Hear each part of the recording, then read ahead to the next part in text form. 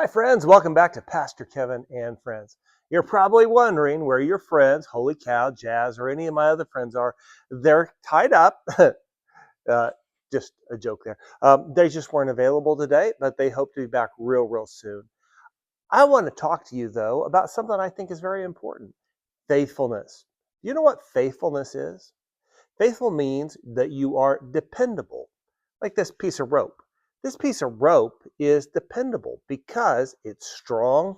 It doesn't have any breaks or anything like that. It's a solid piece of rope. So if I needed to tie something up or tie something down, I could because it is dependable. God is always faithful. God is always dependable. But what about us? Are we always faithful? Are we always dependable? Do we sometimes maybe tell lies or things that are not true? Maybe we blame somebody else for the way things are. We did something wrong, but we try to blame somebody else. We are unfaithful. Do we always keep all of our promises? Well, the good news is that God keeps all of his promises. Even when we break ours, God is faithful. He always keeps his promise. The Bible says in Psalms chapter 86, "But you, Lord, are compassionate and gracious, a gracious God, slow to anger, abounding in love and faithfulness." When it says abounding in love, that means it overflows, or he's overflowing in faithfulness. But we aren't always that way. In fact, we break the faithfulness, but the Bible also says in 2 Timothy 2:13, if we are faithless, we break our promises, we're not dependable, we tell lies, we blame others, those kind of things, right? God remains faithful, for he cannot disown himself. So when we've been unfaithful, God is faithful. He's able to restore this. We break promises, and God mends us when we break the promises. So we say we're going to do something and we break it. I'm reminded of a group of people, followers of God from the Old Testament. They were called the children of Israel. They had lived in Egypt for a long time, 435 years.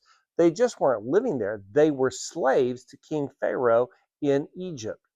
And God had always been faithful to them. They had prayed and asked God to deliver them from Pharaoh and from the bondage. So God sent Moses, and Moses told Pharaoh, "Let my people go." Finally, he let them go.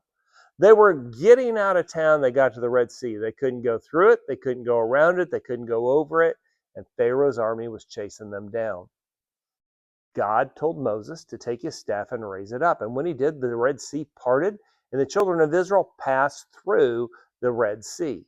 When they got to the other side, God had Moses put his staff down, and the Red Sea collapsed over Pharaoh and his army, destroying them. When there was a need for water, God provided. When there was a need for food, God provided. But often the people complained, and they kept saying, "We want to go back to Egypt." One time they complained, saying, "We want quail to eat." And God says, "You want quail? I'll give it so much to you that it'll be coming out of your nostrils." Ew, gross.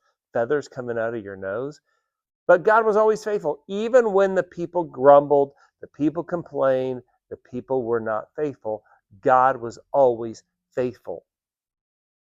And he kept his promises. God is faithful even in their grumbling and our grumbling. It says in Deuteronomy chapter 6, verse 9, "Know therefore that the Lord your God is God, and he is faithful God, keeping his covenant of love to 1,000 generations of those who love him and keep his commands. We can always count on God to keep his promises and restore us back to a relationship with him." Thank you, friends.